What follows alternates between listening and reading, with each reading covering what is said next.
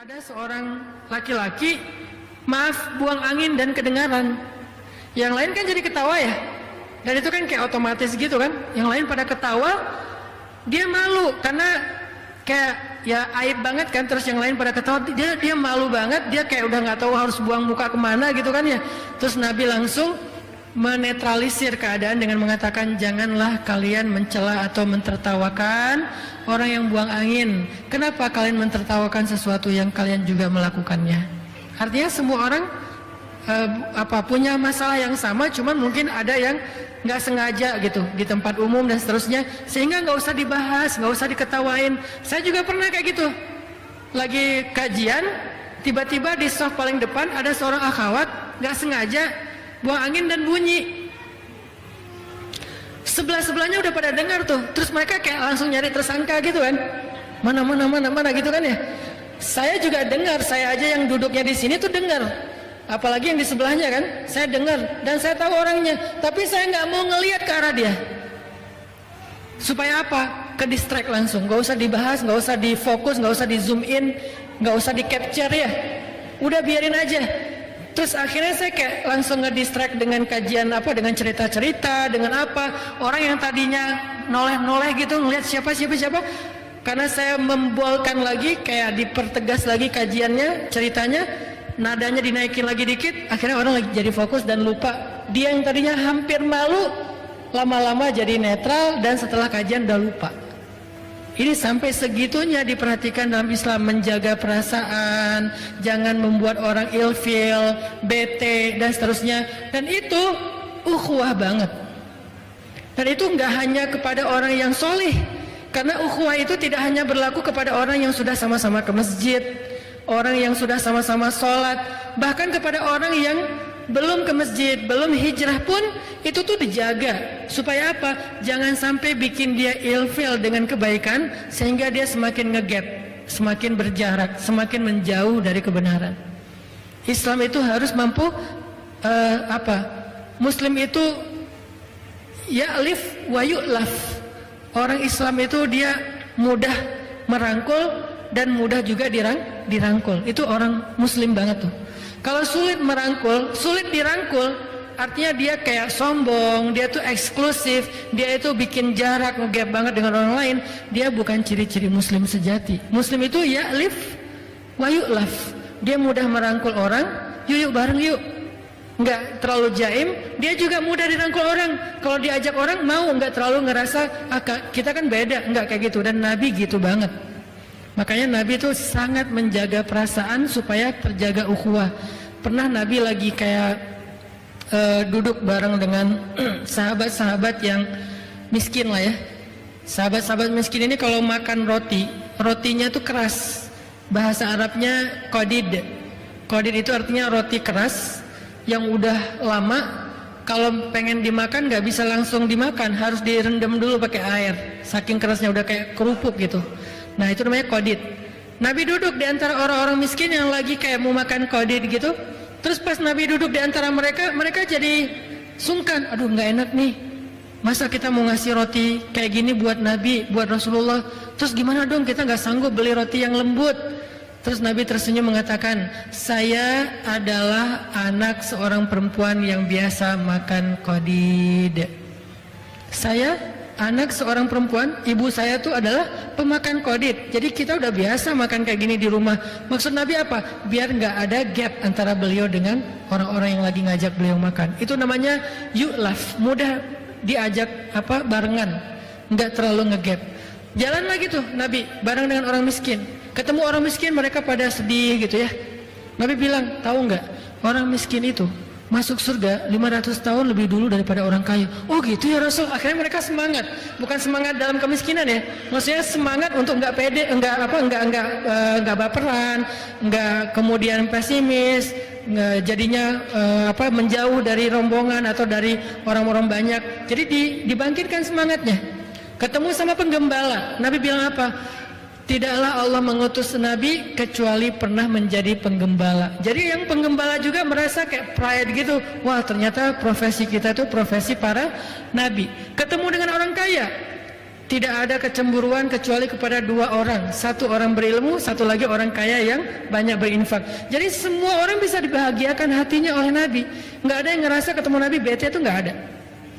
Saya belum pernah mendengar cerita ada orang bete ketemu Nabi, itu nggak ada. Yang ada lagi bete ketemu Nabi bahagia, itu banyak tuh. Yang tadinya bete banget di rumah, pas ketemu Nabi happy. Pas balik ke rumah bete lagi. Itu banyak. Salah satunya adalah Hanzalah. Hanzalah lagi sedih, duduk sendiri. Datang Abu Bakar. Abu Bakar nanya, "Kaifa asbahta ya Hanzalah?" Gimana keadaan kamu pagi ini wahai Hanzalah? Hanzalah ngelihat Abu Bakar dan bilang, "Nafaqah Hanzalah," kata Hanzalah. Hanzalah itu munafik, tahu nggak kamu? Abu Bakar bingung. "Kaifa dzalik? Kenapa kamu ngomong kayak gitu? Kenapa kamu merasa diri kamu munafik wahai Hanzalah?" Kata Hanzalah, "Wahai Abu Bakar, saya tuh kalau ketemu Nabi bahagia. Kalau ketemu Nabi iman saya naik. Kalau ketemu Nabi saya tuh jadi semangat beramal soleh. Saking iman saya lagi naik, saya merasa diri saya tuh jadi orang yang paling soleh di muka bumi. Saking saya ngerasa jadi orang soleh, seolah-olah dari tempat duduk saya tuh bisa ngelihat surga kalau lagi dekat sama Nabi. Tapi kalau saya pulang ke rumah, saya ketemu dengan keluarga saya, dengan anak saya kerja, maka iman saya drop sampai seolah-olah saya bisa melihat neraka dari tempat duduk saya." Itu adalah kata-kata Hanzalah. Sedih Hanzalah dengan kondisi imannya. Kemudian Abu Bakar juga bilang, "Kalau gitu saya juga sama wahai Hanzalah. Iman saya juga kayak gitu. Kalau ketemu Nabi naik, kalau pas jauh dari Nabi turun. Berarti sama dong saya munafik." Ya gimana dong? Akhirnya mereka ketemu dengan Nabi.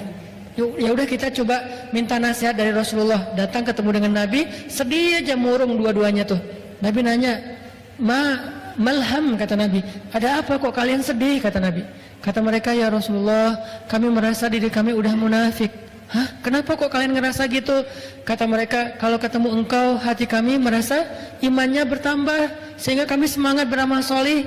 Tapi kalau jauh darimu, iman kami drop dan kami jadi mudah berbuat dosa dan jauh dari Allah."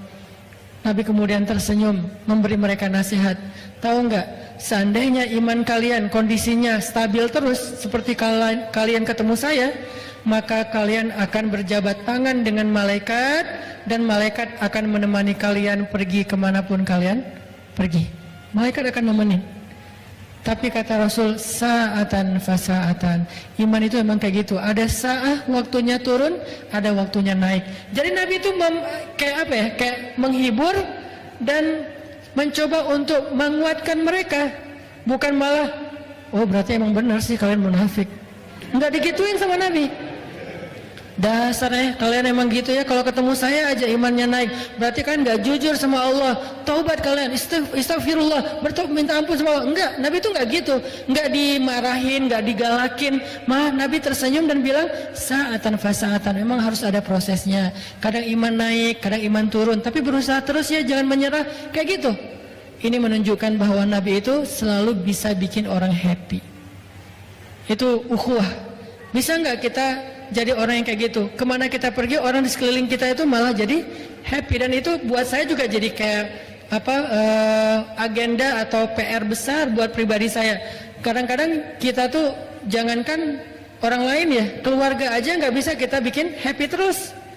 Malah yang lebih parah lagi, sebelum kita datang perasaan keluarga tadi lagi happy, begitu kita datang bete semuanya ya, nuntut ini nuntut itu, nyalahin ini nyalahin itu. Kan berarti kita belum benar, belum menjaga nih persaudaraan, belum jaga perasaan orang lain, belum bisa ngerasain apa orang yang rasakan. Padahal Nabi sebaliknya. Kalau Nabi, orang yang benci sama beliau ketemu beliau jatuh cinta. Orang yang benci sama beliau, orang yang bete ketemu beliau happy. Kalau kita sebaliknya, orang happy ketemu kita jadi bete. Nah ini yang kita coba belajar dari Nabi. Kok bisa Nabi orangnya tuh kok nyenengin banget gitu, orangnya tuh asik banget. Masih ingat cerita pernikahan Nabi dengan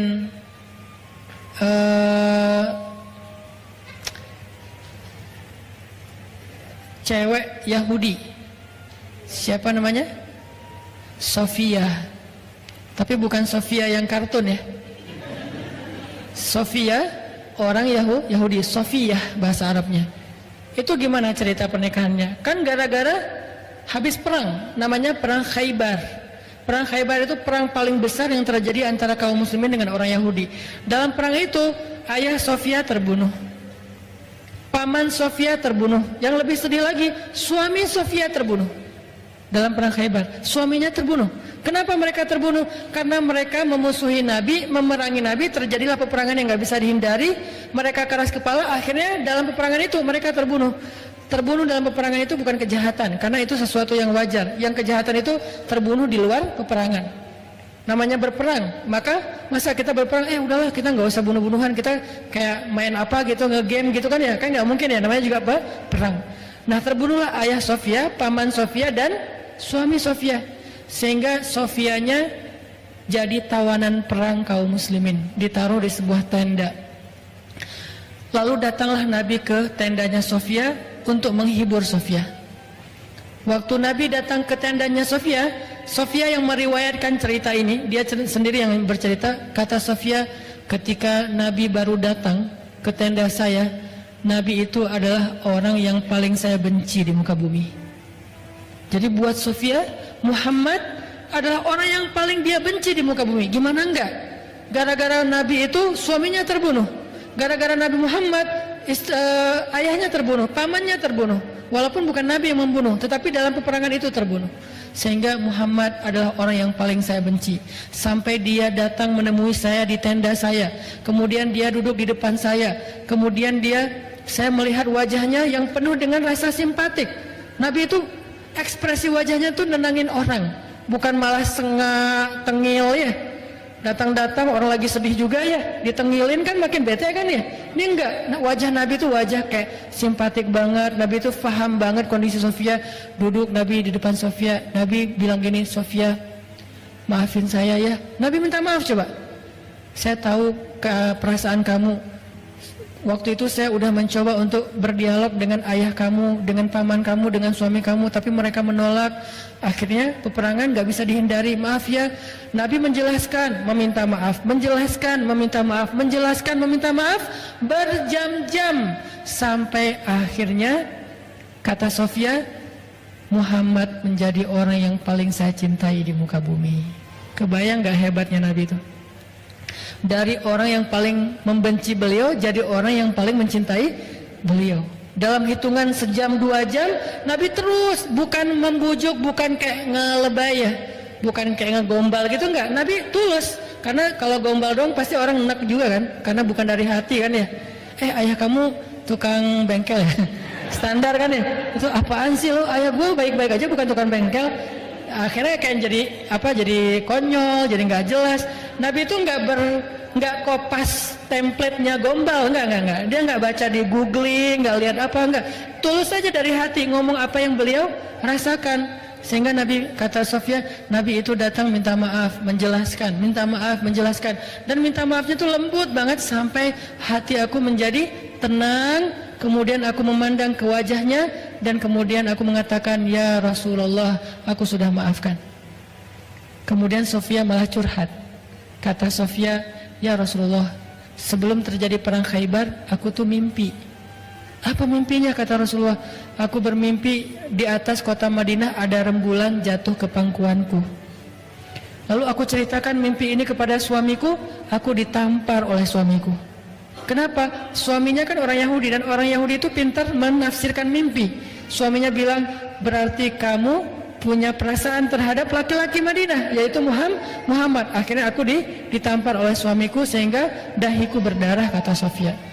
Dan sekarang aku baru sadar, ternyata rembulan itu adalah engkau ya Rasulullah. Kemudian Jibril datang, bisik ke Rasulullah, wahai Rasulullah, Allah menyuruh engkau untuk melamar Sofia. Rasulullah tadi datang bukan mau melamar loh. Jibril ada yang datang membisikin ya. Rasulullah datang tuh tulus, pengen menghibur. Tapi kata Jibril, dan itu perintah Allah, lamar Sofia. Nabi kemudian, oh gitu ya. Kan Nabi orangnya baik loh ya, nggak ada modus ya. Datang pertama baik-baik, terus ujung-ujungnya minta nikah gitu kan, enggak kayak gitu. Nabi itu nggak modus orangnya, benar-benar tulus. Tapi karena Allah dan Jibril yang nyuruh, akhirnya Nabi bilang, Sofia, aku ingin melamar kamu untuk belajar untuk menjadi pasanganku di dunia dan di surga. Sofia sebagai cewek nggak langsung jingkrak dong ya. Kan cewek itu gengsinya tinggi kan, dia jual mahal gitu. Oh, Ya udah saya pikir-pikir dulu gitu kan ya. Nggak langsung iya, nggak gitu sih. Karena kalau mereka kayak gitu nggak ada izahnya kan, nggak ada rasa harga dirinya. Makanya buat cowok kalau misalnya digituin bukan berarti dia nolak, dia tuh lagi kayak minta dikejar. Itu cewek banget lah. Akhirnya Sofia ya udah saya pikir-pikir dulu. Besoknya Nabi datang lagi, Sofia sudah memberikan jawaban bahwa Sofia bersedia, maka nikahlah, jadilah Sofia salah satu di antara pendamping Nabi di dunia dan di surga.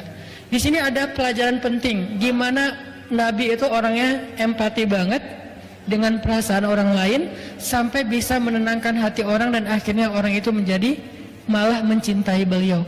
Dari yang membenci jadi mencintai. Dan itu bukan cuma Sofia, ada lagi nanti cerita orang yang pengen bunuh Nabi kan.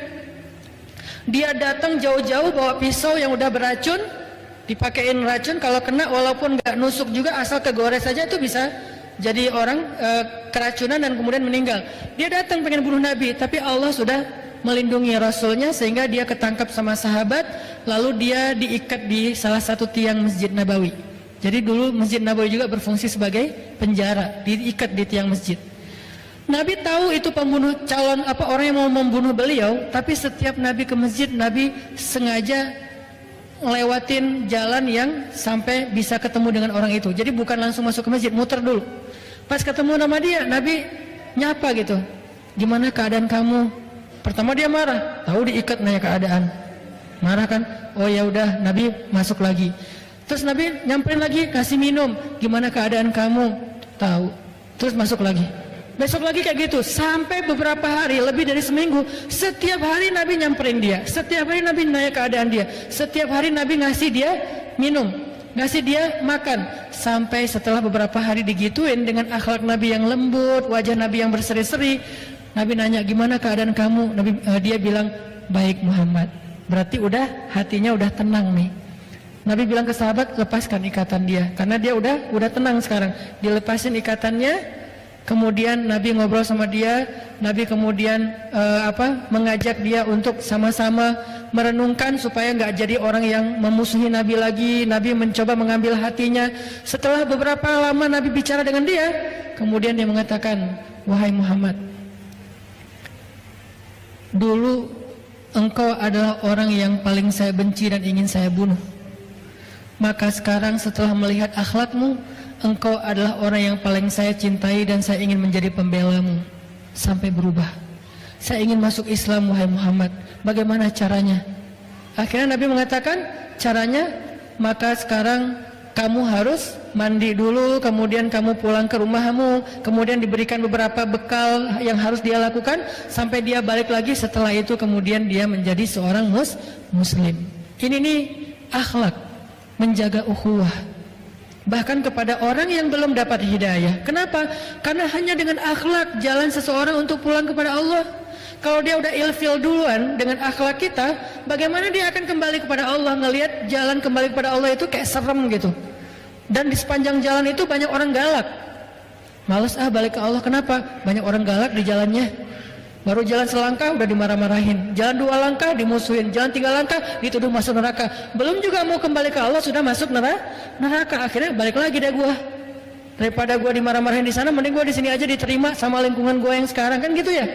Maka ternyata salah satu rahasia dakwah Nabi, beliau itu ya'lif wa yu'laf.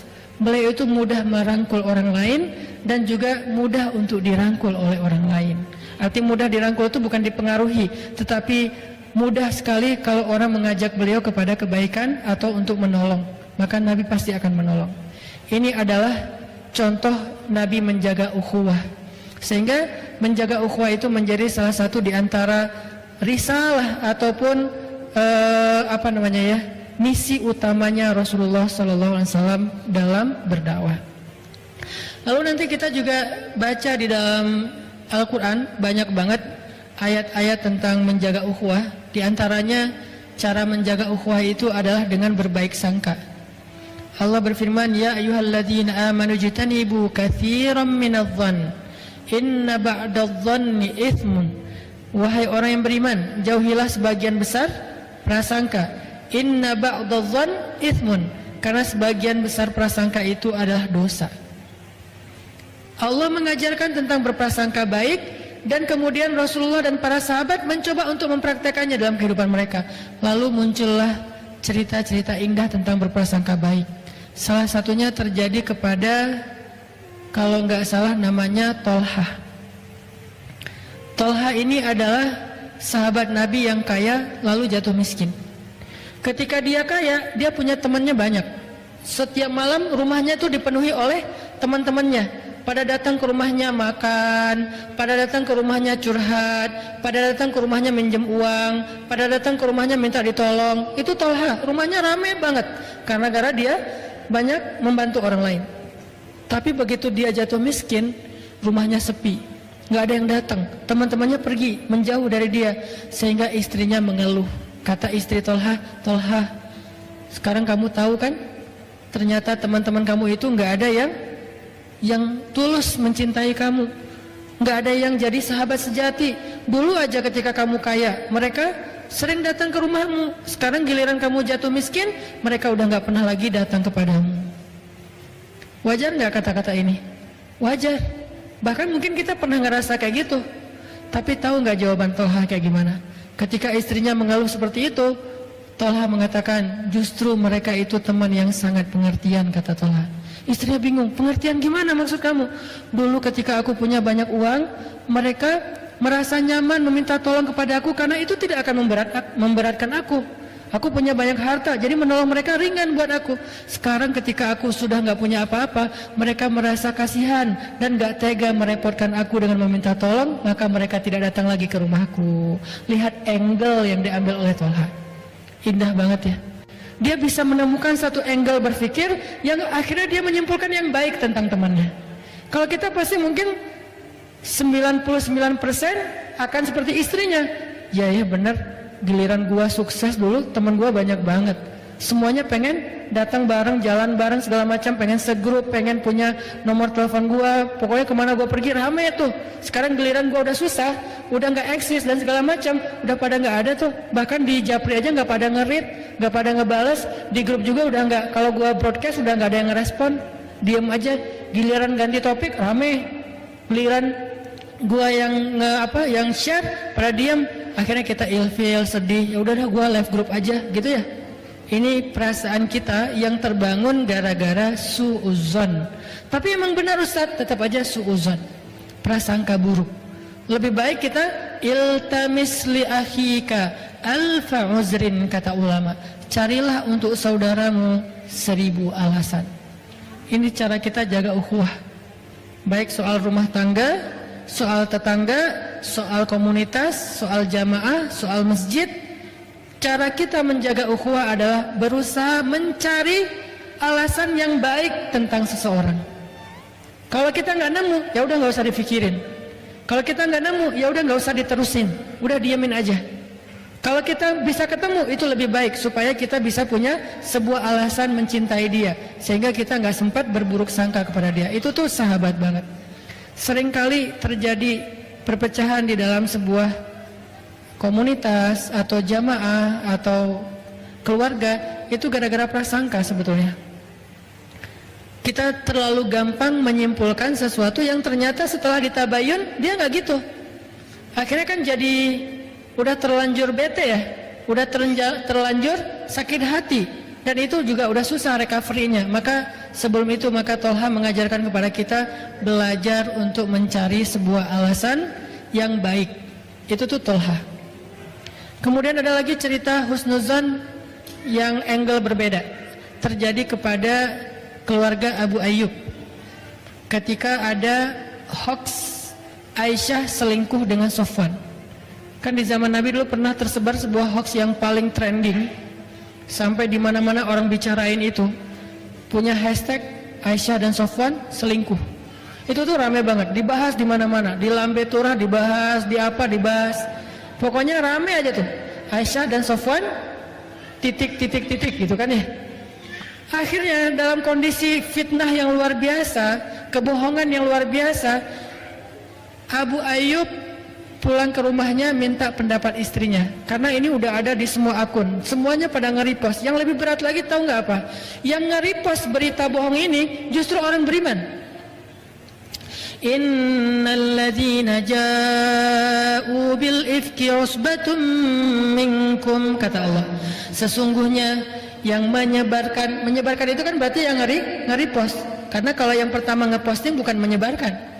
Sesungguhnya yang menyebarkan berita bohong itu adalah golongan kalian sendiri. Berarti kita taunya dari siapa? Dari teman kita yang kita percaya, teman kita dari temannya yang dia percaya, dan terus saja kayak gitu. Sehingga saking banyaknya orang beriman yang ikut nge-repost berita ini, kesannya berita ini benar. Kalau berita ini bersumbernya dari orang munafik, orang beriman nggak percaya. Tapi masalahnya ada satu orang beriman yang kecolongan ikut nge-repost berita yang belum jelas kebenarannya. Akhirnya dari satu repost ke repost yang lain, jadilah dia viral. Viral itu kalau bahasa dulu namanya mutawatir. Kalau dalam konsep hadis namanya hadis mutawatir, diriwayatkan dari banyak jalan. Kalau dalam konsep medsos disebut dengan viral, diriwayatkan oleh banyak akun. Semuanya pakai hashtag itu, semuanya ngeposting itu, semuanya komen di situ, komennya banyak, like-nya banyak, repostnya banyak, hashtagnya rame. Akhirnya viral. Sampai Abu Ayyub sulit untuk tidak mempercayai berita ini. Pulanglah Abu Ayyub ke rumahnya, nanya ke istrinya, wahai istriku, kamu udah dengar belum berita tentang Aisyah dan Sofwan? Kata istrinya, udah. Emangnya kenapa? Gak nyangka ya, kata Abu Ayyub. Kita banget ya, kasihan ya Rasulullah ya, gitu kan. Gak pernah kebayang ya Aisyah sama Sofwan bisa kayak gitu. Langsung istrinya kaget, ternyata Abu Ayyub hampir percaya dengan berita bohong ini. Langsung istrinya mengatakan, wahai Abu Ayyub, gimana perasaan pendapat kamu kalau ada yang mengatakan saya selingkuh? Kata Abu Ayyub, astagfirullahaladzim, innalillah, gak mungkin saya percaya. Kamu kan perempuan yang baik, perempuan yang beriman, perempuan yang soleh, kamu mencintai saya, gak mungkin kamu melakukan dosa seperti itu. Kamu perempuan yang menjaga kehormatan, saya gak mungkin percaya. Istrinya senyum. Wahai Abu Ayyub, kata istrinya, gimana pendapat kamu kalau ada yang mengatakan kamu selingkuh? Abu Ayyub makin kaget. Ma'azallah, bahasa kita, auzubillah, saya laki-laki yang takut pada Allah, gak mungkin saya melakukan dosa itu, gak mungkin kepikiran juga, kan saya juga mencintai kamu, gitu ya. Istrinya senyum. Terus istrinya bilang, wahai Abu Ayyub, sesungguhnya Aisyah itu lebih solehah dari saya. Kalau menurut kamu saya aja gak mungkin selingkuh, apalagi Aisyah. Sesungguhnya Sofwan lebih soleh daripada kamu. Kalau menurut kamu, kamu aja gak mungkin selingkuh, apalagi Sofwan. Ini angle husnuzon paling kreatif nih, membandingkan orang dengan diri kita. Coba kalau dosa itu, aib itu ditujukan kepada kita, kita merasa layak nggak? Nggak layak. Kalau menurut kita, kita aja nggak layak, maka orang itu lebih nggak layak lagi. Kenapa? Dia lebih soleh dari kita, dia lebih baik dari kita, dia lebih duluan taubat daripada kita, dia lebih sering ke masjid daripada kita, dia lebih sering ikut kajian daripada kita, dia lebih menjaga harga dirinya daripada kita, dia lebih baik bacaan Al-Qur'annya daripada kita. Cari kelebihan-kelebihan dia sampai kita merasa bahwa dia lebih daripada kita. Setelah kita menemukan bahwa dia lebih daripada kita, lalu kita simpulkan, kalau saya aja nggak mungkin, apalagi dia. Ini husnuzon. Sehingga kalau kita merasa kecewa atau kaget, surprise dengan satu gosip tentang sesama kaum muslimin atau sesama ikhwah yang ada dalam satu jamaah atau satu komunitas, pakai kalau nggak caranya Tolhah, maka caranya istri Abu Ayyub. Cara Tolhah apa? Oh mungkin, oh mungkin, oh mungkin. Kalau cara istri Abu Ayyub, gimana kalau saya? Kalau saya aja nggak mungkin, apalagi dia. Ini cara berhusnuzon yang diajarkan oleh para sahabat. Terus gimana yang diajarkan Nabi? Nabi pernah gini, satu malam lagi itikaf di masjid. Kebenaran waktu itu Nabi itu lagi dikunjungi oleh, ceritanya juga sama, Sofia. Sofia datang ke masjid, terus ngebawain makanan buat Nabi.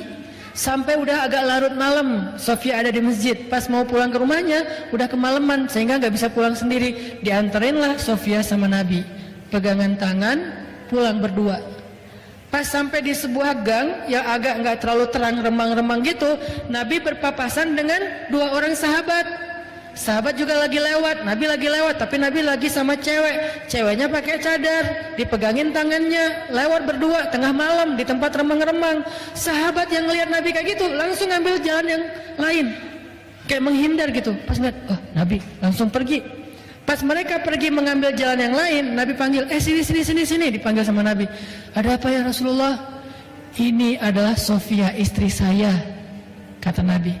Lalu orang itu mengatakan, ya Rasulullah, gak mungkin kami berburuk sangka kepada engkau, gak mungkin kami mikirin yang macam-macam kepada engkau. Kami tadi itu menghindar karena takut nanti kami merasa Rasulullah itu lagi sama siapa atau apa, maka kami pergi aja. Maka kata Nabi apa?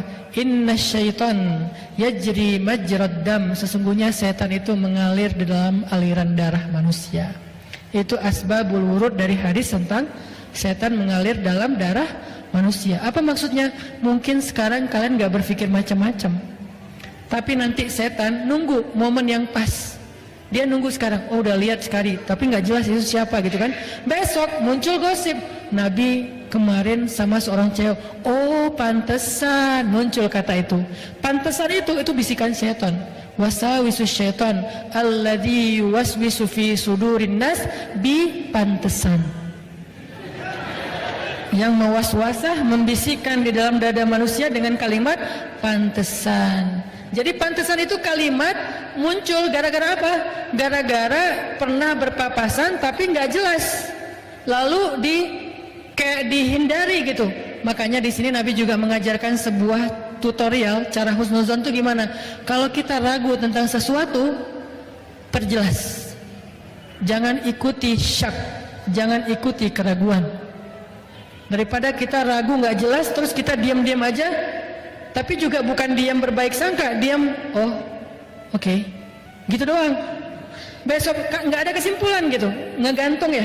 Nah jangan biarkan sesuatu itu menggantung dalam hati kita, terus kita ngerasa ngeganjel. Nanti ketika datang kasus yang lain, ini akan jadi bahan untuk menguatkan kasus itu padahal nggak nyambung.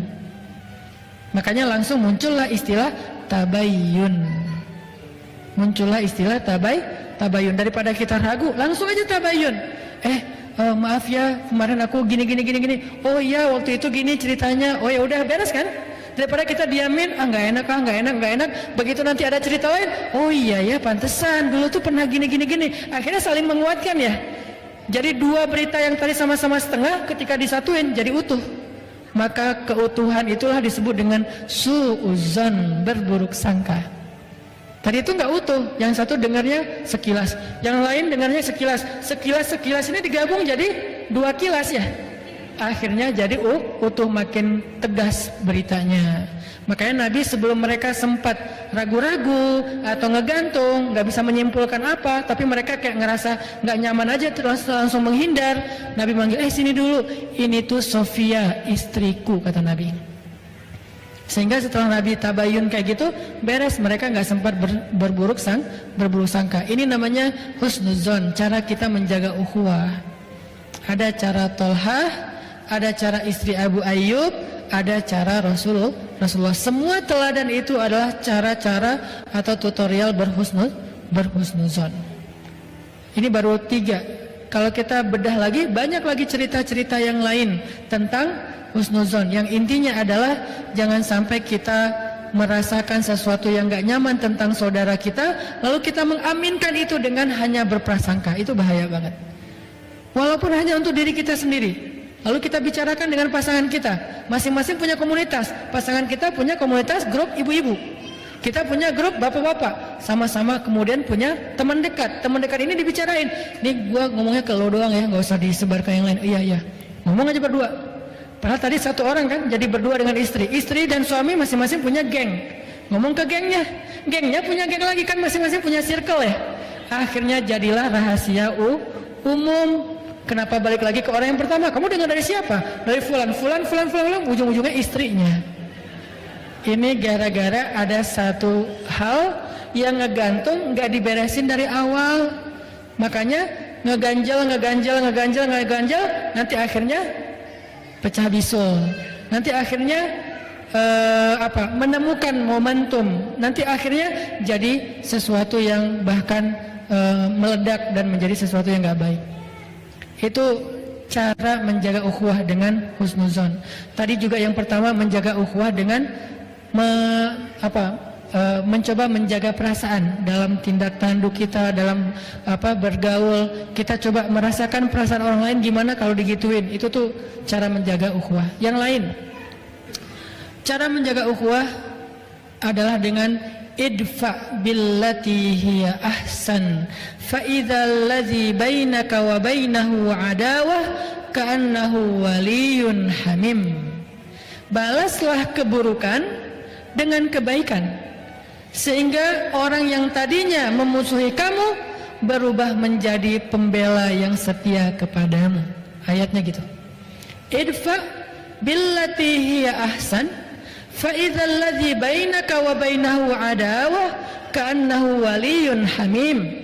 Balaslah keburukan dengan kebaikan, sehingga orang yang tadinya memusuhi kamu tiba-tiba menjadi pembela yang setia kepadamu. Apa contohnya? Contohnya perselisihan yang terjadi antara Abdullah bin Zubair dengan Muawiyah bin Abi Sufyan. Ada dua sahabat, dua-duanya hebat, keren, cuman keturunannya beda. Abdullah bin Zubair, ayahnya adalah Zubair bin Awam. Zubair bin Awam satu dari 10 sahabat yang dijamin masuk surga. Keren ya ayahnya ya. Anak seorang laki-laki yang dijamin masuk surga. Julukan Zubair bin Awam adalah Hawari Rasul, pembela Nabi. Orang yang sangat ngebelain Nabi. Ibunya Abdullah namanya Asma bintu Abi Bakar. Berarti Abdullah cucunya Abu Bakar.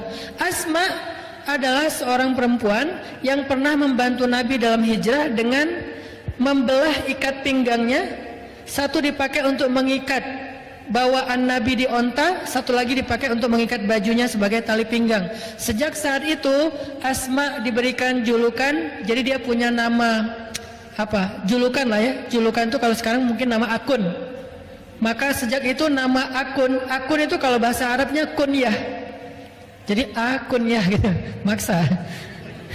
Jadi julukannya Asma adalah Zatin Nitaqain, perempuan yang punya dua ikat pinggang. Itu pujian buat Asma. Ini adalah ayah ibunya Abdullah. Dan tahukah kita Abdullah siapa? Abdullah adalah sahabat Nabi, bayi yang pertama lahir di kota Madinah setelah Nabi hijrah.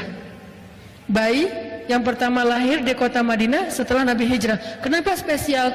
Karena orang Yahudi itu memantra-mantrai kaum muhajirin ketika mereka hijrah. Kata orang Yahudi, siapa yang berhijrah ke kota Madinah, kami kutuk, nggak akan punya keturunan. Sehingga sahabat muhajirin galau. Jangan-jangan berhasil nih mantranya Yahudi. Kan Yahudi tuh banyak main sihir ya. Mereka kayak menakut-nakuti dengan mantra. Pokoknya orang-orang muhajirin nggak akan ada yang punya keturunan. Maka di tahun pertama Hijriah lahirlah Abdullah yang menjadi kabar gembira bagi kaum muslimin bahwa mantra itu tidak berpengaruh kepada mereka. Dan tahukah kita Abdullah itu siapa juga? Abdullah itu anak kecil usia 7 tahun. Kalau sholat duha merpati hinggap di atas kepalanya. Saking khusyuknya sholat duha. Usia berapa? 7 tahun, kelas 1 SD. Ada nggak sekarang anak kelas 1 SD sholat duha di sekolah? Anak-anak duha ya bu, duha Allahu Akbar. Datang merpati? Nggak ada. Kadang-kadang kita dengan nyamuk aja keganggu ya.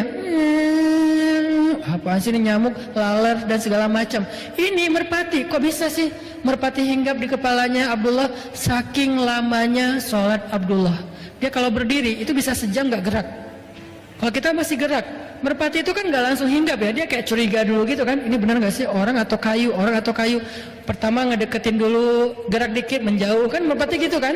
Dia nggak terlalu jinak. Tapi saking Abdullah itu berdiri nggak bergerak sampai seolah-olah nggak berkedip, ngeliat ke bawah aja, khusyuk banget sampai merpati hinggap di atas kepalanya.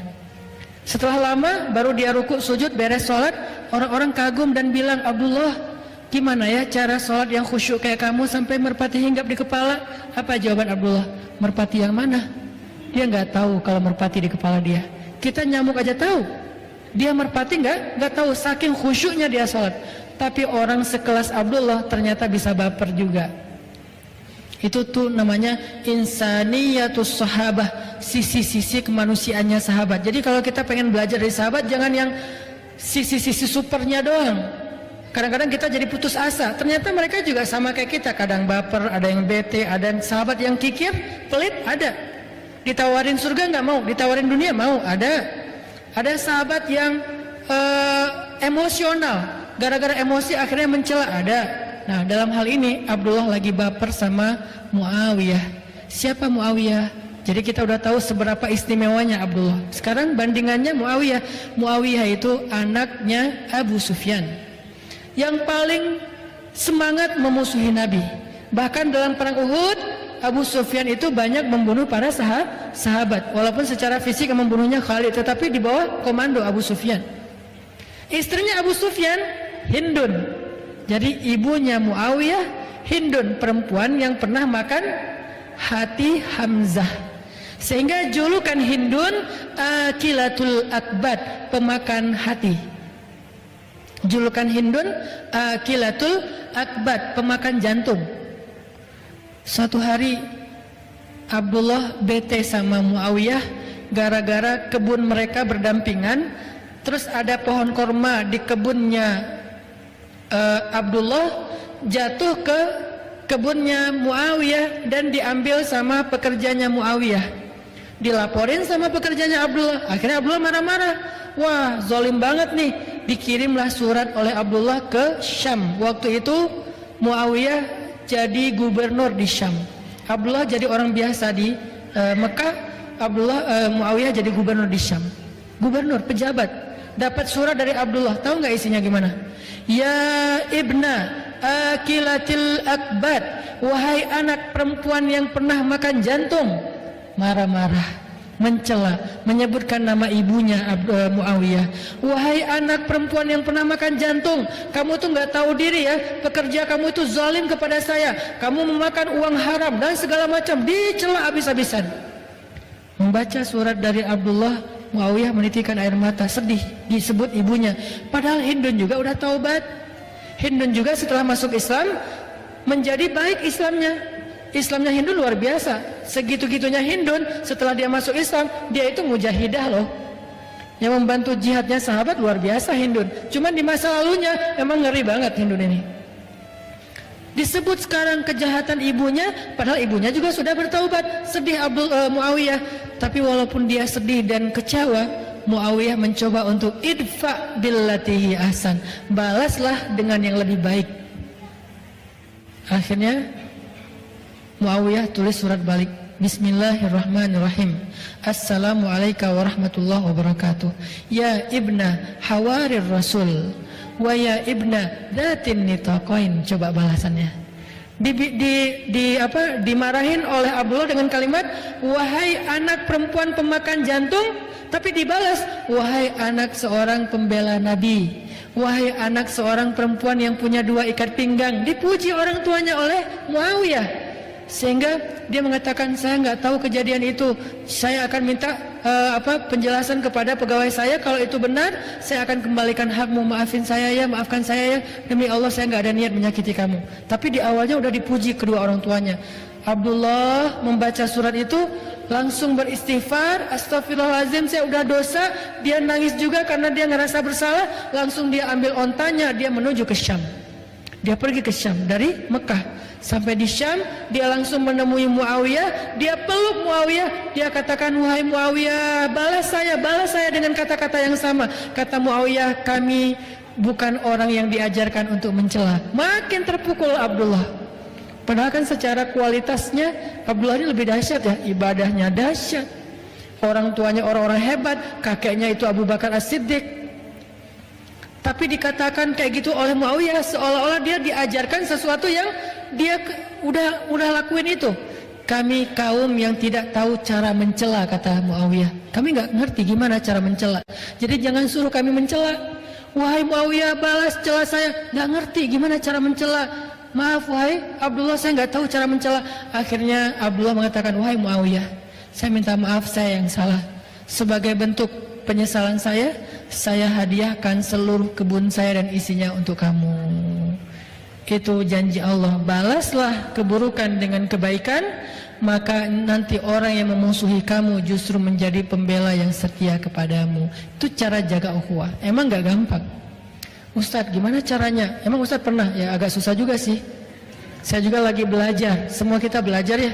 Kadang berhasil, kadang belum. Ada kasus yang saya udah berhasil kayak gitu. Kalau sekali berhasil kayak merasa paling baik gitu ya. Wah, saya ternyata orangnya baik juga ya, gitu kan ya. Tapi kalau gagal, kok nggak bisa ya ngikutin sahabat.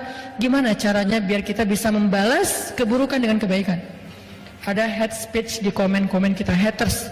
Gimana cara kita ngebales haters itu dengan kebaikan kalau nggak bisa diam? Maka para ulama mengajarkan satu cara yang paling indah. Katanya, ucapan yang buruk itu seperti air panas, kata ulama. Ucapan yang buruk seperti air panas. Kalau kamu baru mendapatkan air di gelas yang masih panas airnya, maka jangan langsung diminum. Tunggu sampai dia hangat atau sejuk, baru kamu minum. Karena kalau kamu minum panas-panas, lidahmu akan terbakar. Apa maksud dari perumpamaan ini? Ucapan yang gak menyenangkan kita tuh rasanya panas kan di hati, jangan langsung dibales. Karena ketika kita membalas saat itu pasti akan jadi kebakaran. Maka diamkan dulu kata-kata itu, ucapan itu sampai rasanya udah gak panas lagi di hati kita, baru balas. Pasti beda balasannya udah. Membalas ketika lagi panas dengan membalas besok atau lusa setelah udah agak sejuk, itu pasti beda. Itu cara Muawiyah membalas suratnya Abdullah. Pas dia baca dia sedih banget, dia kecewa banget, dia marah banget, tapi dia diamin dulu. Selang beberapa hari dia udah tenang, dia baca lagi suratnya, dia tulis balasannya. Dan balasannya jauh lebih adem daripada yang pertama. Itu teknis banget yang diajarkan ulama. Makanya kalau kita lagi dapat semacam ucapan, capturean, kadang-kadang kan ada orang yang berada di dua grup ya. Kebenaran grupnya udah pecah nih. Dulu mereka satu grup, tapi kebanyakan left. Maka yang left ini pengen reuni, bikin lagi grup. Akhirnya jadilah dua grup. Tapi masih ada satu orang yang dia tuh kayaknya dengan siapa aja asik gitu. Pas bikin grup ini dia diundang juga. Adalah dia di dua grup. Nah pas dia ada di dua grup, dia menjadi orang yang justru kadang-kadang manas-manasin. Di grup sebelah lagi ngomongin grup sana, mereka bikin grup baru ya, ya tuh kayaknya pasti lagi ngomongin kita segala macam. Akhirnya rame nih, chat ini di capture, di forward ke grup sebelah. Grup sebelah lagi ngomongin kalian loh. Aku tuh ngomong kayak gini, aku capture biar kalian tahu ya, karena aku sayang sama kalian, gitu. Akhirnya grup sebelah rame. Nah kalau kita dapat yang kayak gini-gini nih, capturean, forwardan, itulah pokoknya hate speech, comment haters segala macam, jangan di replay saat itu juga. Tunggu sehari, 2 hari, pas kita udah tenang, replay kalau mau di replay. Kalau nggak mau di replay, maka kata Nabi, falyakul khairan aw liyasmut. Kalau mampu nge-replay, itu terjemahan medsos terhadap hadis ini ya. Man kana yu'minu billahi wal yaumil akhir. Siapa yang beriman kepada Allah dan hari akhir, di sosial media hendaklah nge-replay yang baik-baik atau nggak usah di-replay sama sekali. Itu terjemahan kontekstual. Kalau omongan kayak gini dipotong, ini pasti jadi salah paham. Bener nih Ustaz emang aneh. Nerjemahin hadis sesuka-sukanya, itu namanya bukan terjemahan letterleh, tapi terjemahan kontekstual dengan konteks sosial media. Kalau kita mampu replay yang baik-baik, orang ngomong apa kita ngomong sebaliknya, sehingga dia jadi adem, semua jadi adem. Kalau kita nggak mampu, ya udah nggak usah dikomenin, nggak usah di replay. Kalau nggak kuat, delete aja komennya. Kalau nggak kuat lagi, blok aja orangnya. Nggak apa-apa ngeblok juga, tetapi jangan sampai memunculkan perdebatan. Kadang ada orang yang memang perlu diblok, soalnya itu akun memang sengaja buat komen-komen doang. Pas kita lihat akunnya followers sedikit, postingan 0 ya. Buat apa lagi kalau bukan untuk rame-ramein doang gitu. Ya udah blok aja. Tapi dia pasti akan bikin akun baru, nggak akan selesai. Karena bikin akun kan gampang, tinggal bikin email, bikin akun jadi, masuk lagi, komen lagi. Lama-lama kalau kita diemin terus dia capek sendiri. Tapi kita juga capek gitu dengan komen-komen kayak gitu ya. Makanya disitulah belajar falyakul khairan aw liyasmut. Kalau nggak bisa nge-reply dengan yang baik, maka mending kita diam. Ini cara jaga ukhuwah. Apalagi yang diajarkan Al-Quran dan Sunnah tentang menjaga ukhuwah biar nggak gampang retak. Salah satunya adalah kata para sahabat, ukhuwah itu dijaga bukan hanya dengan ketika kita nggak nyaman, tetapi juga dijaga saat kita sedang nyaman. Dengan apa? Tahadu, kata Nabi, tahabu. Saling berhadiahlah kalian, maka kalian akan saling mencintai. Tapi hadiah ini jangan selalu diterjemahin materi yang mahal, yang apa. Hadiah itu intinya adalah sesuatu yang menyenangkan. Sesuatu yang menyenangkan itu hadiah. Nggak harus selalu sesuatu yang menyenangkan itu berbentuk materi, apalagi kalau yang menyenangkan itu buat seseorang kan kadang-kadang harus yang mahal ya. Ada orang yang mungkin udah dia terbiasa dengan sesuatu, sehingga kalau kita kasih yang biasa buat dia biasa aja, nggak surprise, nggak sampai spesial banget. Maka jangan selalu diterjemahkan dengan materi. Kasih hadiah yang menyenangkan hati. Apa bentuknya? Kata Nabi, qaulun ma'rufun shadaqah. Ucapan yang menyenangkan hati itu adalah sedekah, hadiah. Apa ucapan yang menyenangkan hati? Memuji dia, tapi memuji yang tidak berlebihan. Jangan puji dia dalam urusan ibadah, itu bahaya. Pujilah dia dalam urusan yang selain ibadah, supaya tidak membuat dia riya. Puji dia, atau minimal hargai ucapannya, hargai perilakunya semampu kita. Atau setidaknya beri dia hadiah dengan kata-kata yang membuat dia merasa kayak diperhatikan dan seterusnya. Itu semuanya adalah cara menjaga ukhuwah. Teman-teman sekalian, pada akhirnya Allah Subhanahu wa taala menyampaikan banyak sekali ayat kepada kita untuk tetap menjaga ukhuwah ini. Salah satu yang paling jelas itu adalah firman Allah di surat Al-Hujurat, innamal mu'minuna ikhwah. Sesungguhnya orang yang beriman itu adalah bersaudara. Maka fa'aslihu baina akhawaikum. Islahlah di antara kalian yang bersaudara kalau ada pertikaian. La'allakum turhamun, supaya kalian mendapatkan rahmat. Mudah-mudahan kita termasuk orang-orang yang bisa menjaga ukhuwah dengan cara-cara tadi. Pertama, jaga perasaan. Kedua, saling berbaik sangka. Ketiga, apalagi? Mencoba untuk membalas dengan yang lebih baik dari apa yang kita dapatkan. Keempat, mencoba membahagiakan hati dengan hal-hal yang menyenangkan. Bahkan satu lagi yang kelima adalah, saya lupa, ini yang paling penting justru, mendamaikan. Islah Zatil bain, mendamaikan. Itu pahalanya gede banget.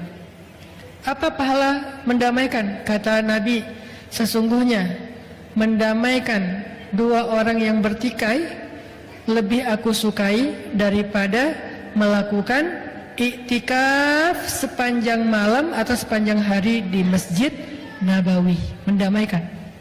Iktikaf di Raudhah masih lebih baik mendamaikan di antara dua orang yang bertikai.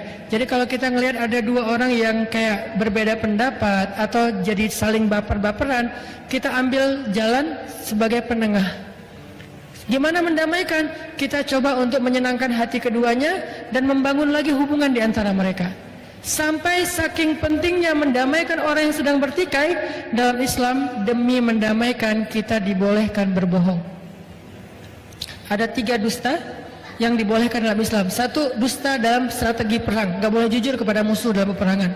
Masa kita mau buka-bukaan ya, strategi kami begini, jumlah pasukan sekian, kalian udah tahu, udah ya, jadi kami gak bohong ya, gak bisa. Dalam peperangan itu al-harbu khida, perang itu tipu muslihat, kata Nabi. 1. 2, berbohong tentang masa lalu kepada pasangan kita dengan niat biar mau bertaubat, bukan mau yang macam-macam ya. Jadi kalau misalnya kita udah nikah, jangan ngomongin tentang masa lalu. Dulu tuh saya punya 10 pacar. Satunya kita rata-rata pacaran sih 2 tahun. Berarti udah 20 tahun pacaran, nggak usah dibahas. Cukup lama juga sih kita pacaran dan lumayan akrab banget. Apa sih yang nggak pernah kita lakuin bareng? Sampai gitu-gitu banget, nggak usah. Diamin aja. Kalau perlu kita berdusta, nggak pernah, nggak ada apa-apa. Supaya apa? Supaya nggak menyakiti pasangan. Tapi bukan mau ada macam-macam ya. 2. Yang ketiga, berbohong untuk mendamaikan dua orang yang bertikai. Itu dibolehkan dengan syarat tidak berlebihan dan tidak justru memunculkan masalah yang baru. Misalnya tadi di sebelah ngomongin yang ini, kita bilang enggak kok, mereka enggak lagi ngomongin kalian. Ini namanya berbohong kan? Padahal kita tahu. Supaya apa? Supaya mereka bisa berdamai. Mudah-mudahan 5 tips ini bisa menjadi cara kita untuk menjaga ukhuwah kita di musyawarah, menjaga ukhuwah kita di komunitas-komunitas kita, di masjid-masjid kita, di tetangga kita, di masyarakat kita, dan yang paling luas dan penting di sosial media kita.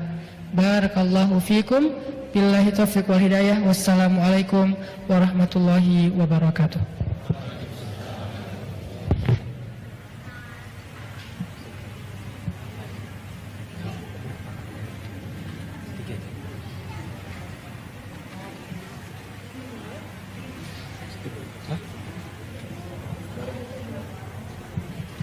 Masya Allah, tabarakallah, alhamdulillah malam ini kita baru saja menyelesaikan mendengarkan kajian Ustadz Hanan Ataki.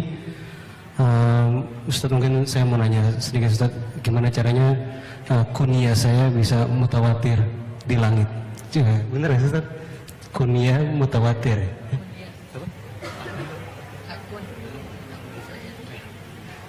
Kunyah mutawatir.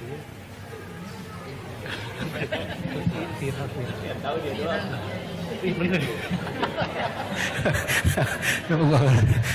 Salah spelling. Ya udah lupain aja deh. Kita lanjut. Assalamualaikum Ustadz. Bagaimana cara mengikhlaskan atau memperbaiki prasangka kita kepada saudara kita yang sudah terjadi, padahal kita tahu yang mereka lakukan itu salah secara agama. Bagaimana cara mengikhlaskan atau memperbaiki prasangka kita kepada saudara, kepada ibu atau saudara kita yang sudah terjadi, padahal kita tahu yang mereka lakukan itu salah secara agama. Nah, berbaik sangka itu bukan berarti kita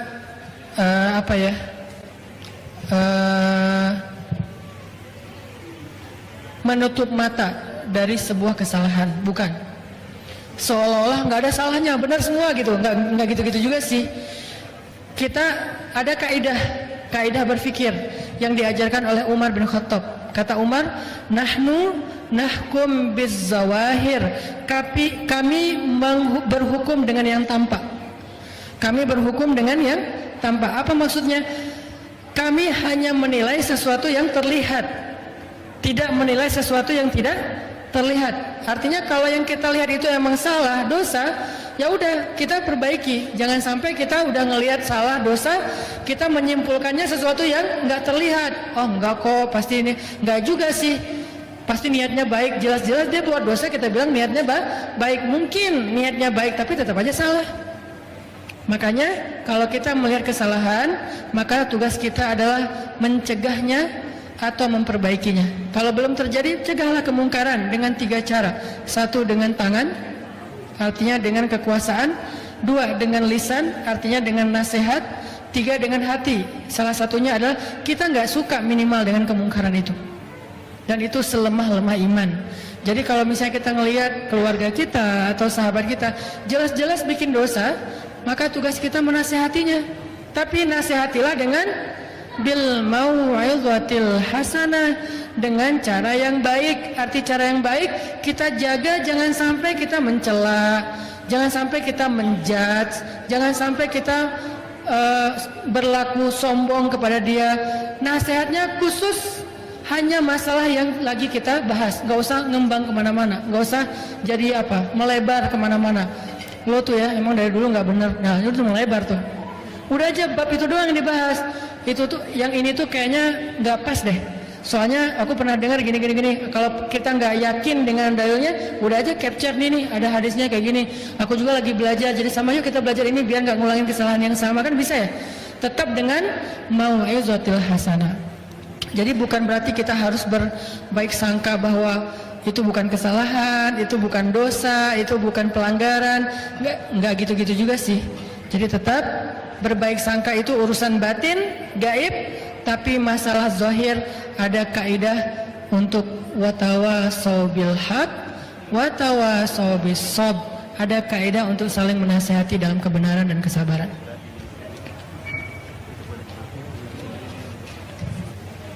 Oke, terima kasih banyak Ustaz atas jawabannya. Untuk pertanyaan kedua, bismillahirrahmanirrahim. Assalamualaikum warahmatullahi wabarakatuh. Semoga Ustaz dalam keadaan sehat dan dilindungi Allah. Mengenai penjelasan Ustaz, bagaimana mendamaikan jamaah dari ustadz-ustadz yang terkadang merasa gurunya lebih baik dan benar. Jazakallah khair. Merasa gurunya lebih baik itu hak ya. Semua orang boleh merasa bahwa gurunya, pendapatnya lebih tepat, bukan lebih benar. Karena insya Allah semuanya benar, cuman ada yang tepat, ada yang keliru. Merasa pendapat dia lebih tepat, merasa guru dia lebih kompeten, merasa guru dia lebih bijaksana, itu hak. Tetapi yang keliru adalah ketika dia menganggap orang lain nggak benar, itu baru keliru. Menganggap orang lain itu nggak tahu, itu baru keliru. Menganggap orang lain itu nggak layak, itu baru keliru. Kita boleh merasa bahwa saya belajar di Al-Azhar, saya bangga banget dengan Al-Azhar. Tapi saya nggak pernah menuduh teman-teman Jamiah Islamiyah di Madinah itu nggak belajar agama, nggak. Buat saya pendapat Azhar sama Madinah, Jamiah Islamiyah itu beda. Biasanya lulusan Al-Azhar itu diajarkan cara berpikirnya tuh dia agak banyak angle. Sehingga kalau kita bahas fikih pasti bahasnya gini, menurut ini, menurut ini, menurut ini, menurut ini. Baru disimpulkan, jumhur, mayoritas ulama mengatakan begini. Itu cara berpikir Al-Azhar banget tuh. Makanya teman-teman kalau dengar Ustadz Abdul Somad atau Ustadz-Ustadz yang lulusan Al-Azhar, rata-rata ngomongnya gitu. Kalau ditanya tentang Ustadz apa hukumnya, misalnya batalkah wudhu dengan menyentuh istri? Menurut pendapat ini menyentuh adalah tidak membatalkan wudhu kecuali dengan syahwat. Menurut pendapat ini membatalkan wudhu walaupun sekadar menyentuh biasa aja dengan alasan sekian segala-galanya. Dan lalu kesimpulan ulama secara mayoritas ini, itu tuh Azhar. Kalau Madinah, cara belajar di Madinah itu mereka mengambil satu hadis lalu menginterpretasinya, maka itulah yang dipegang. Dan itu juga manhaj ya, metodologi pendidikan ya. Dan itu juga sah-sah aja, supaya nggak bingung dengan banyak pendapat. Udah aja ini yang paling kuat, ini yang paling rajih, udah. Maka kita saling menghargai. Cuman buat saya belajar di Al-Azhar, saya yakin dengan guru-guru saya pride dengan konsep berpikirnya Al-Azhar di Mesir. Tapi saya sama sekali nggak pernah merasa Madinah atau teman-teman yang belajar di tempat lain itu nggak tahu apa-apa. Mereka punya alasan, mereka punya argumentasi, tapi ini yang saya yakini, itu boleh. Makanya yang harus kita belajar itu adalah toleransi dalam mazhab. Dalam agama aja kita nggak boleh maksa ya. La ikraha fiddin, apalagi dalam mazhab. La ikraha fil madzahib, la ikraha fil fiqh. Karena memang yang namanya fikih itu adalah madzahib, pendapat yang berbeda-beda. Kenapa muncul perbedaan pendapat? Sedikit biar kita tahu kenapa kita harus menghargai pendapat orang lain. Perbedaan pendapat itu seringkali muncul karena interpretasi terhadap dalil. Nggak usah diinterpretasi, tetap ada interpretasinya. Kenapa? Karena cara memandang dalil itu beda-beda. Contoh, ini yang saya sering bahas tentang kajian perbandingan mazhab. Contoh masalah isbal. Isbal itu apa? Memakai celana atau jubah di bawah mata kaki. Kalau untuk laki-laki, kalau untuk cewek kan nggak disebut isbal ya, itu laki-laki. Sebagian pendapat mengatakan semua yang berpakaian pakaian di bawah mata kaki musbil, dan dia termasuk dosa besar, nggak masuk surga. Al-Azhar dengan interpretasi terhadap dalil, dia mengatakan isbal itu bukan soal ukuran pakaian. Inti dari isbal itu sombong. Kenapa? Dia punya argumentasi. Di zaman dulu orang itu menyombongkan diri dengan ukuran pakaian. Orang kaya pakaiannya sampai ke bawah mata kaki, soalnya mampu membeli kain panjang. Orang miskin pakaiannya di atas mata kaki karena kainnya ngirit. Sehingga terjadilah kesenjangan sosial dari ukuran pakaian. Maka inti dari isbal itu adalah sombong. Dalam konteks zaman sekarang, sombong itu bukan lagi isbal tapi brand. Kalau ada orang yang membanggakan status sosialnya dengan brand tertentu, pakaian, aksesoris, kendaraan, rumah dan segala macam, berarti dia isbal. karena sombong.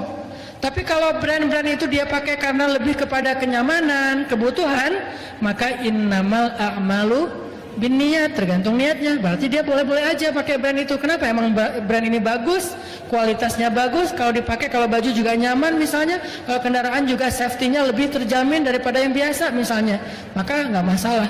Tapi kalau tujuannya menunjukkan status sosial dia lebih beruntung, lebih sukses, lebih kaya, maka dia isbal. Ini namanya perbedaan pendapat, tinggal saling menghargai. Ya, terima kasih banyak Ustadz atas penjelasannya. Ini yang terakhir ya. Ini saya pengantin baru, tapi bukan saya Ustadz, bukan saya nih. Bolehkah istri melihat isi HP suami? Bagaimana hukumnya istri minta suami sharing password HP dan sosmednya? Kira-kira kenapa ya suami tidak mau terbuka soal password? Ini serius, bukan saya Ustaz. Bukan. Apa hukum pakai PIN atau password? Yang lebih parah lagi pakai fingerprint ya. Atau pakai, kalau yang pakai iPhone pakai Face ID. Tidak boleh menutupi sesuatu dari pasangan, baik istri maupun suami. Ini nggak berlaku cuman satu arah ya, dua-duanya. Suami boleh melihat handphone istrinya, istri boleh melihat handphone suaminya. Kalau nggak ada rahasia, kenapa harus di passwordin ya? Mungkin password biar nggak dipegang sama anak. Ya udah nggak apa-apa pakai password, tapi kasih tahu, mah passwordnya tanggal pernikahan kita, kan gitu ya. Ya udah sama-sama tahu, anak nggak bisa buka. Kenapa? Mungkin anak takutnya terlalu lama main handphone atau mengakses YouTube yang enggak. Ya udah dikasih password boleh, tapi dengan pasangan nggak ada rahasia, tetap saling terbuka. Insya Allah kalau udah terbuka biasanya nggak akan dibuka. Justru yang penasaran tuh kalau pakai password dan passwordnya gonta-ganti sehari 3 kali ya. Nah itu tuh penasaran kenapa gitu. Makanya insya Allah kalau nggak ada masalah sih nggak harus ditutup-tutupin. Oh kan privasi, jangankan handphone, kehidupan kita aja udah kita serahin ya, masa handphone masih disisain? Jangankan handphone, diri kita aja, roh dan jasad kita udah kita serahkan setelah saya terima nikahnya Fulanah bintu Fulan, masa masih tersisa kecuali handphone? Kan nggak ada akad yang kayak gitu ya. Makanya kalau yang lain semuanya udah diserahin, apalagi cuma sekedar isi WhatsApp. Lagian kata Allah, hafizatun lil ghaib bima hafizallah. Caranya kalau misalnya kita handphonenya mau dibuka dan nggak ada masalah, cobalah kalau kita lagi chat dengan lawan jenis, seolah-olah kita chatnya di sebelah pasangan kita. Kira-kira akan seperti apa kita ngechat? Emoticon yang kita pakai apa aja? Apa akan guling-guling, berderai-derai? Apakah kita akan keluarin emoticon yang air mata menggenang nggak jatuh-jatuh di sini? Kan enggak kan? Nah, artinya kita seolah-olah ada pasangan kita. Gimana cara kita chat? Itu cara paling aman menjaga pasangan ketika kita berinteraksi dengan orang lain. Makanya dulu ada terjemahan perempuan dilarang keluar rumah. Kalau sekarang keluar rumah nggak penting, yang penting sinyal. Ya, kadang dia nggak keluar rumah, tapi dia ada di mana-mana. Dia ada di belahan Eropa, dia ada di Afrika, dia ada di Australia, karena dia temennya ada di sosial media. Makanya yang dimaksud keluar rumah itu bukan sekedar langkah kaki atau fisiknya, tetapi menjaga diri dari fitnah. Saya suka banget menerjemahkan teks agama itu dalam konteks kekinian, karena biar lebih realistis dan aplikatif. Kalau kita membahas teks itu hanya secara tekstual, kita nggak tahu gimana nih cara praktekinnya, seolah-olah ayat Al-Quran itu hanya sebuah kalimat indah yang dinikmati bahasanya, nggak bisa dipraktekin dalam kehidupan kita. Buat saya, ayat larangan perempuan keluar rumah itu artinya larangan perempuan dan laki-laki untuk berinteraksi secara berlebihan. Bahkan di Al-Quran itu ada ayat tentang tutorial bumerang. Dan mungkin kita pikir, ada gitu Ustaz ayat bumerang di Al-Quran? Ada. Surat An-Nur, kata Allah, wahai perempuan-perempuan yang beriman, janganlah kalian menghentakkan kaki kalian ketika berjalan, karena itu akan membuat lekuk tubuh kalian terlihat atau fitnah. Hubungannya dengan bumerang apa? Cewek-cewek, bumerang yuk. Gitu kan? Rata-rata kan gitu kan ya? Selangkah gitu kan? Pas diposting jadinya apa? Dance. Akhirnya dia jadi gitu kan ya. Nah ternyata itu sesuatu yang menimbulkan fitnah. Pas dilihat sama cowok bumerang lagi kayak gitu-gitu, wah lucu ya, like, nggak boleh. Risih nggak sih kalian ngedance depan cowok? Ya udah nggak usah. Terus masa nggak dipakai Ustadz bumerangnya? Pakai boleh, tapi gimana? Duduk rame-rame, jadinya kayak tari saman gitu kan? Boleh lah, masih aman bumerang. Tutorial telepon. Telepon itu jangan dilembut-lembutin suaranya. Di Al-Quran ada ayatnya. Katakan kepada istri-istri Nabi, janganlah kalian melembutkan suara ketika kalian berbicara, karena itu akan menimbulkan fitnah di hati orang yang punya penyakit. Pas telepon jangan di kayak bangun-bangun tidur gitu. Allah, nggak usah digitu-gituin, biasa aja kali. Kecuali emang suaranya udah lembut ya, kayak suara saya. Saya tuh sering disalahpahami kalau nelfon GoFood. Ini pesannya sesuai aplikasi, ya kali. Oh ya tunggu ya Bu, Bapak. Oh ya Pak. Itu udah aslinya gitu kan, jadi bukan dilembut-lembutin gitu. Begitu juga kalau emang udah aslinya emang dia penyiar mungkin, dia mungkin seorang host atau apa, ya emang suaranya udah kayak gitu. Jangan sampai dibikin ada serak-serak bangun tidur, ada kayak manja-manja nggak apa gitu kan ya. Jangan, biasa aja. Itu ternyata diajarkan di Al-Quran. Tutorial nelpon, tutorial chat, tutorial bumerang, tutorial apa lagi, termasuk dandanan segala macam, semuanya diajarin. Mudah-mudahan dengan kayak gitu kita jadi nggak perlu lagi ngunci-ngunci handphone, karena insya Allah semuanya juga aman. Saya tambahan dari saya sendiri. Kalau tadi kan Ustadz bahas tentang pentingnya menjaga ukhuwah dengan berhusnuzon dengan sesama gitu. Nah kalau kaitannya dengan amal ibadah kita kepada Allah, misalnya gini, saya kan kita pasti semua merasa banyak dosa gitu kan, tapi kan kita ada usaha untuk bertobat. Nah kita bisa nggak berhusnuzon sama Allah, ya Allah udah pasti nerima tobat kita, jadi kita bisa fokus untuk ibadah yang lain gitu. Atau kita harus selalu banyak dosa, jadi selalu tertekan terus gitu. Sholat lagi tapi kondisinya ngerasa terus berdosa gitu. Itu gimana Ustaz? Harus satu paket. Harus balance. Di satu sisi kita harus belajar thiqah billah, percaya sama Allah. Allah itu Ghafur, Allah itu Rahim. Allah itu Maha Pengampun, Allah itu Maha Penyayang. Kita harus percaya. Itu namanya husnuzon kepada Allah. Nggak boleh kita berpikir kayaknya Allah pasti malas banget ngampunin dosa saya nih. Nggak boleh, itu suudzon sama Allah. Sampai Allah mengatakan, la taqnatu min rahmatillah, innallaha yaghfirudz dzunuba jami'a. Janganlah kalian berputus asa dari rahmat Allah. Allah mengampuni dosa semuanya. Sehingga kita berpikir Allah itu pengampun, nggak ada dosa yang nggak diampuni. Tapi hasil dari husnuzonnya bukan buat kita malah jadi ya udah deh, udah cukup kalau gitu, enggak. Jadi malah kalau kita berbaik sangka Allah Maha Pengampun, maka kita bergairah untuk minta ampun. Itu hasilnya. Kalau kita bilang Allah Maha Pengampun tapi kita nggak minta ampun, itu bohong, klise. Harusnya kalau kita tahu Allah Maha Pengampun, ya udah minta ampun. Kalau kita tahu Allah Maha Penyayang, ya udah harapkan kasih sayangnya. Kalau kita tahu Allah itu Maha Perhatian, maka minta pertolongannya. Itu satu. Yang kedua, ada yang namanya, kalau tadi thiqah billah, husnuzon. Yang kedua namanya wajilah, yang tadi saya baca di awal surat Al-Mu'minun. Apa itu wajilah? Kita nggak boleh gampang berasa puas diri. Kenapa? Karena kita harus selalu merasa bahwa diri kita ini belum apa-apa.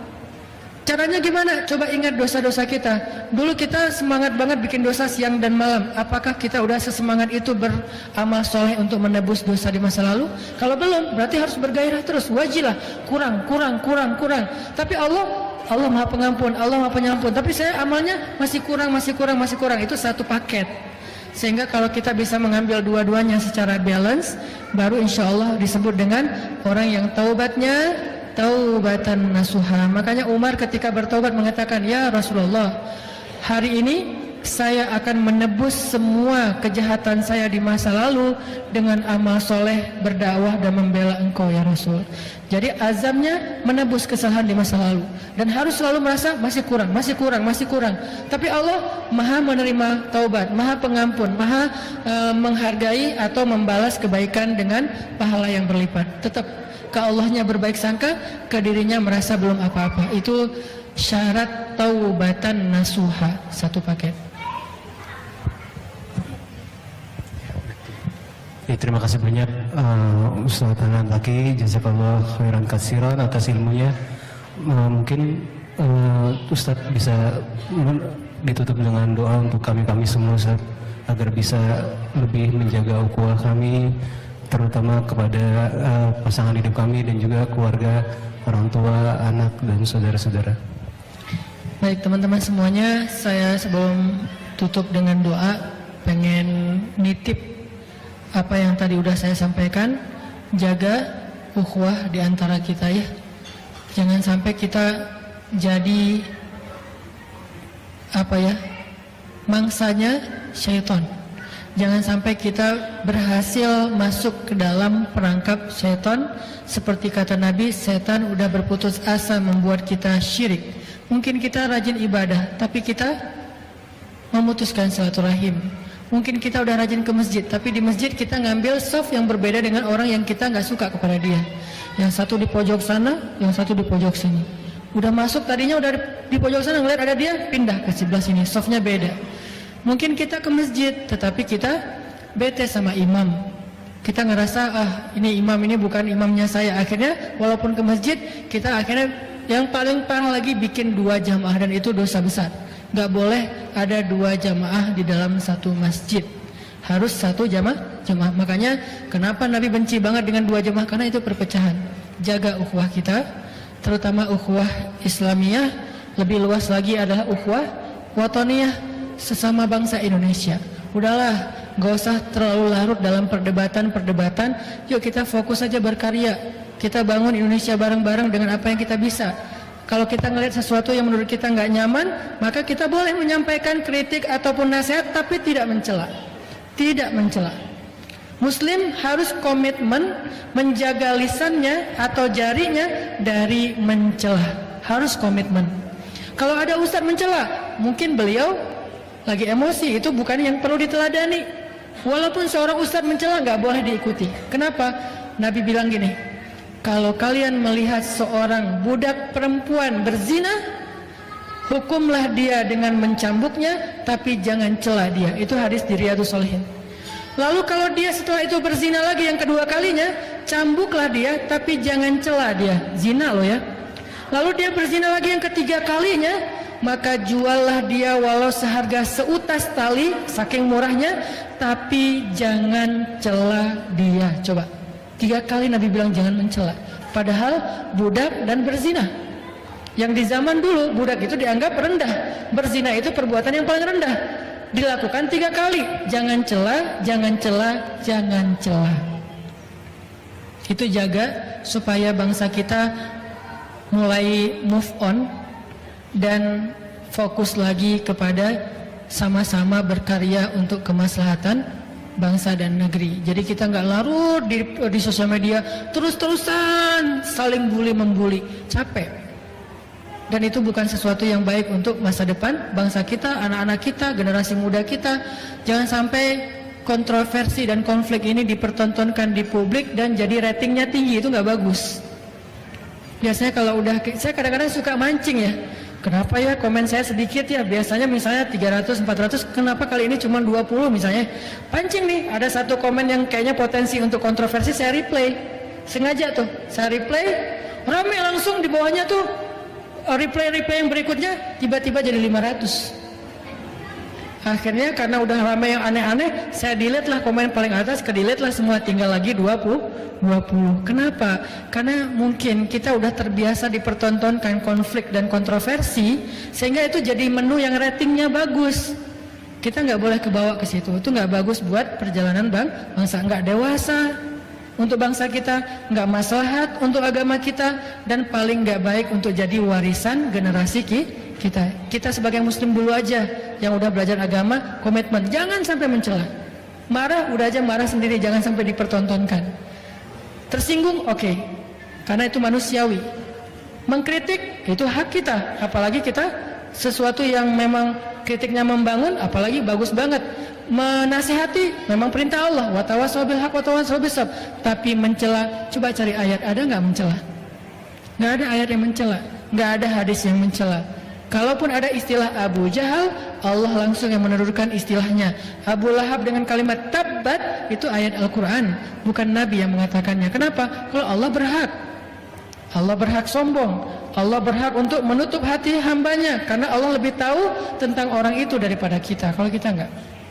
Mudah-mudahan dengan kayak gitu, mulai dari teman-teman yang udah ngaji ini, kita perbaiki budaya di sosial media, kita perbaiki budaya dalam komunitas, sehingga mudah-mudahan ini menjadi tren yang positif di masyarakat kita ke depan. A'udzu billahi minasy syaithanir rajim. Bismillahirrahmanirrahim. Alhamdulillahi rabbil alamin. Alhamdulillahi hamdan katsiran tayyiban mubarakan fih.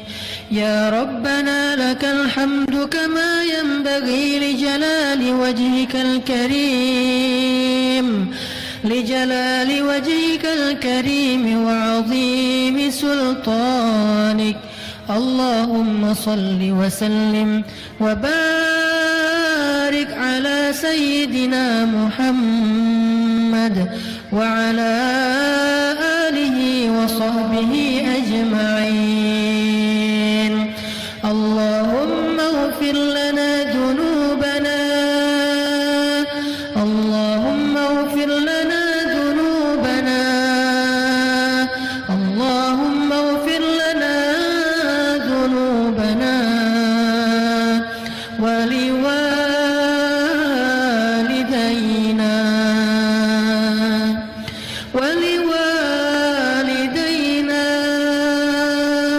وارحمهما كما ربيانا صغارا. اللهم أعنا على ذكرك وشكرك وحسن عبادتك. اللهم اجعل القرآن ربيع قلوبنا. اللهم اشرح صدورنا بالقرآن. اللهم زين أخلاقنا بالقرآن. اللهم نور حياتنا بالقرآن. اللهم اشفعنا بالقرآن. اللهم نجنا من النار بالقرآن. اللهم اجعل القرآن حجة لنا لا علينا. اللهم إنا نسألك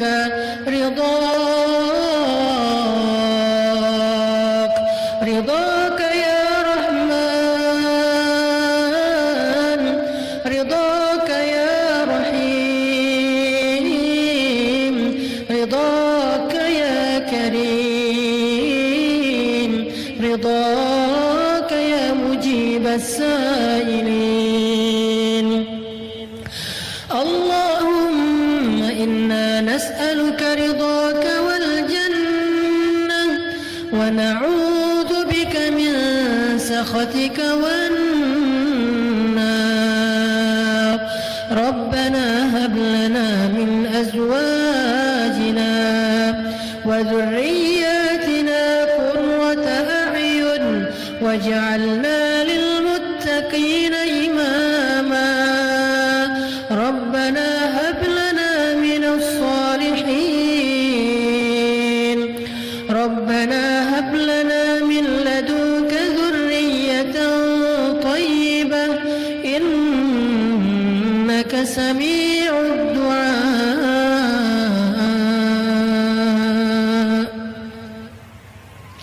Duhai Allah, kepadamu-lah ya Allah kami berserah. Kepada Engkau ya Allah kami berpasrah. Sesungguhnya Kami lemah sedangkan Engkau maha perkasa. Kami bodoh ya Allah sedangkan Engkau maha bijaksana. Kami sering bingung ya Allah sedangkan Engkau yang maha memberi petunjuk. Kami kotor dan banyak dosa ya Allah sedangkan Engkau maha suci. Kami tidak berdaya ya Allah sedangkan Engkau maha kuasa. Kami penuh dengan keluh kesah sedangkan Engkau maha mampu melakukan apa yang Engkau inginkan. Engkau yang berkehendak. Jika Engkau menghendaki sesuatu, Engkau katakan kun, maka dia pasti jadi seperti yang Engkau kehendaki. Kami sadar betapa kami tidak bisa apa-apa tanpa-Mu ya Allah. Kami sadar kami tidak berdaya tanpa-Mu ya Allah. Kami sadar kami pasti hilang arah tanpa bimbingan dari-Mu ya Allah. Kami sadar dan merasakan betapa kehidupan kami adalah pemeliharaan-Mu ya Allah. Engkau yang telah memberikan kami rezeki malam dan siang. Engkau yang telah memberikan kami hidup. Engkau yang telah membesarkan kami, menciptakan kami, memberikan kami pasangan dalam hidup kami, keluarga bagi kami. Segala sesuatu tentang hidup kami adalah pemeliharaan-Mu ya Allah. Maka kami berserah diri kepadamu. Kami serahkan segala urusan hidup kami kepadamu. Kami sampaikan segala keluh kesah kami kepadamu. Semua kami punya masalah ya Allah. Sebagian dari kami mungkin hampir berputus asa dengan masalah dan ujiannya. Berikanlah kami pertolongan-Mu ya Allah. Berikanlah kami bimbingan-Mu ya Allah. Berikanlah untuk kami keajaiban dan mukjizat-Mu ya Allah. Ya Allah, kami adalah hamba-hamba-Mu yang sedang belajar untuk bertaubat, belajar untuk mendekat kepadamu setelah sekian tahun menjauh dari-Mu, belajar memperbaiki diri setelah sekian tahun melakukan dosa dan maksiat di hadapan-Mu. Bimbinglah perjalanan hijrah kami ya Allah, agar kami sampai kepadamu. Bimbinglah perjalanan hijrah kami ya Allah, agar kami tidak berputus asa di tengah jalan. Bimbinglah perjalanan hijrah kami ya Allah, agar kami istiqomah. Bimbinglah perjalanan hijrah kami ya Allah, agar kami sampai kepadamu dalam keadaan selamat. Ya Allah, kadang hati kami pernah merasa condong kepada dosa-dosa yang sudah coba kami tinggalkan. Maka genggamlah hati kami, jangan Engkau lepaskan genggaman-Mu ya Allah. Karena kami takut seandainya ketika hati itu condong kepada dosa, kemudian kami memperturutkannya dengan melakukan dosa di hadapan-Mu, dan itu adalah hari terakhir kami hidup di dunia, maka kami akan mengakhiri hidup kami dengan su'ul khatimah. Kami pernah mendengar hadis Nabi yang mengatakan, seseorang yang menghabiskan hidupnya dengan berbuat baik, dengan beribadah dan beramal solih, sampai jarak dia dengan surga hanya sejengkal saja, tetapi pada akhir hayatnya dia kemudian melakukan dosa, kemudian dia sombong, kemudian dia berputus asa terhadap ujian dari-Mu, maka kemudian dia melakukan kesalahan yang besar, dia syirik kepadamu, akhirnya dia menjadi penghuni neraka. Tapi ada juga seorang hamba yang menghabiskan hidupnya dengan berbuat dosa, siang dan malam sampai jaraknya dengan neraka hanya sejengkal saja, tetapi di akhir hayatnya dia bertaubat dengan taubat yang sebenar-benarnya, lalu dia menjadi penghuni surga. Duhai Allah, bimbing kami sampai akhir hayat kami. Meskipun sekarang kami sedang belajar untuk mendekat kepadamu, tetapi kami tidak ada yang tahu seperti apa akhir dari kehidupan kami. Jika takdir di akhir hayat kami itu baik, maka jagalah itu untuk kami ya Allah. Jika takdir-Mu untuk di akhir hayat kami itu buruk, maka jadikanlah dia menjadi lebih baik ya Allah. Duhai Allah, satukanlah hati di antara kaum muslimin, agar mereka menjadi bersaudara seperti Engkau persaudarakan Muhajirin dengan Ansar. Jauhkanlah kami dari perpecahan, jauhkanlah umat kami dari pertikaian, karena kesombongan antara satu dengan yang lain, karena perbedaan pandangan tentang urusan-urusan agama. Jangan sampai membuat kami berpecah belah, ya Allah. Hadirkan kesabaran, kelapangan dada, dan kedewasaan bagi kami dalam beragama, dalam berukhuwah, dalam bersaudara dengan saudara-saudara kami yang seiman. Jaga juga ya Allah hati kami, satukan hati kami sesama bangsa Indonesia, agar kami yang sama-sama mengaku cinta dengan Indonesia ini mampu sama-sama membangun negeri yang kami cintai ini. Karena Indonesia adalah amanah darimu. Dia bukan hanya warisan dari nenek moyang kami, tetapi adalah amanah dari langit, amanah dari Engkau, dan Engkau jadikan kami khalifah di muka bumi ini. Jangan sampai kami justru merusak negeri yang telah Engkau amanahkan kepada kami karena pertikaian di antara kami, ya Allah. Ya Allah, bimbinglah ulama-ulama kami, bantulah dakwah ulama dan guru-guru kami, agar dakwah mereka mampu memberikan kebaikan bagi umat, agar dakwah mereka mampu memanggungkan Islam di muka bumi sebagai rahmah lil alamin. Ya Allah, berikanlah petunjuk-Mu kepada pemimpin-pemimpin kami, agar mereka menjadi pemimpin yang takut kepadamu dan pemimpin yang adil kepada rakyatnya, mencintai rakyatnya seperti mencintai anak-anaknya, ya Allah. Jadikanlah pemimpin-pemimpin kami bagi rakyatnya adalah seperti ayah di dalam keluarga, yang menafkahi keluarganya, yang memperhatikan kebutuhan keluarganya, yang menjadikan keluarganya sebagai kesayangan baginya di dalam hatinya, bukan justru menyakiti keluarganya, menzalimi keluarganya, mengambil manfaat daripada keluarganya atau anak-anaknya. Jadikanlah bangsa Indonesia seperti sebuah keluarga yang sakinah, mawaddah, warahmah. Ya Rabbana, beri kami hasanah di dunia dan beri kami hasanah di akhirat, dan hindarkanlah kami dari azab api neraka.